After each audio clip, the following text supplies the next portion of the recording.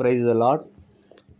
கிறிஸ்துவுக்குள் பிரியமானவர்களே, நசரேயனாகிய இயேசு கிறிஸ்துவின் நாமத்தில் உங்கள் அனைவருக்கும் அன்பின் வாழ்த்துக்கள்.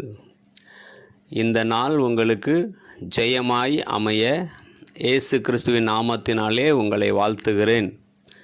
செப்பனியா 3:15 இப்படியாய் சொல்லுகிறது: இஸ்ரவேலின் ராஜாவாகிய தேவன் உன் நடுவில் இருக்கிறார், இனி நீ தீங்கை காணாதிருப்பாய். பாருங்கள், எனக்கு அன்பான கர்த்தருக்கு பிரியமானவர்களே, இந்த பூமியிலே மனிதனுடைய சந்தோஷமான வாழ்க்கைக்கு எதிராக பலவிதமான தீமைகள் இந்த பூமியிலே செயல்படுகிறதை நாம் பார்க்கிறோம். வியாதியினாலும் கடன் பிரச்சனைகளாலும் சத்துருக்களாலே வருகிற போராட்டங்களாலும் மனுஷனுக்குள்ளே இருந்து புறப்படுகிற ஆசை இச்சைகளினாலும் பலவிதமான தீமைகளை பிசாசானவன் மனுஷனுடைய வாழ்க்கையிலே விதைக்கிறான். இந்த தீமையிலே அகப்பட்டு பல ஜனங்கள் தங்கள் வாழ்க்கையிலே பலவிதமான துன்பங்களை அனுபவித்து கொண்டிருக்கிறார்கள்.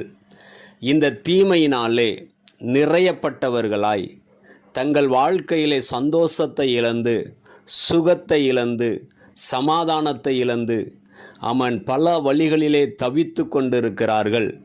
இன்றைக்கு ஆண்டவர் உங்களோடு கூட பேசுகிறார். இஸ்ரவேலின் தேவனாகிய கர்த்தர் உங்கள் நடுவிலே வரும் பொழுது தீமை நீங்கள் காணாதபடிக்கு அவர் அற்புதங்களை செய்வார். ஆமன். இஸ்ரவேலின் தேவனாகிய கர்த்தர், இஸ்ரவேலின் ராஜாவாகிய கர்த்தர் உங்கள் நடுவிலே எப்படி வர முடியும்? ஜபத்தின் மூலமாக. நீங்கள் அவரை முழு இருதயத்தோடு தேடுவீர்களானால் அவர் உங்களுக்கு தென்படுவார். நீங்கள் அவரை நோக்கி பார்க்கும் பொழுது நீங்கள் அவரை காண்பீர்கள். அவரை துதிக்கும் பொழுது அவர் உங்கள் நடுவிலே வாசம் பண்ணுவார்.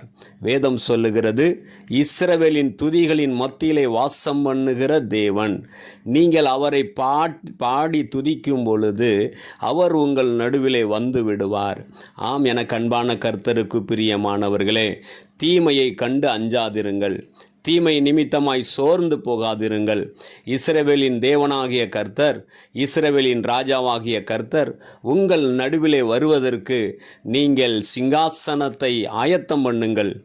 பாடி துதிக்க ஆரம்பியுங்கள். ஜெபிக்க தேவ சமூகத்திலே ஒப்புக்கொடுங்கள். உங்கள் குடும்பம் ஜெபத்தினாலும் ஆண்டவரை துதிக்கிற துதியினாலும் நிரம்பட்டும். தீமை உங்களை விட்டு அகன்று போகும். நீங்கள் சுகமாய் வாழ்ந்திருப்பீர்கள்.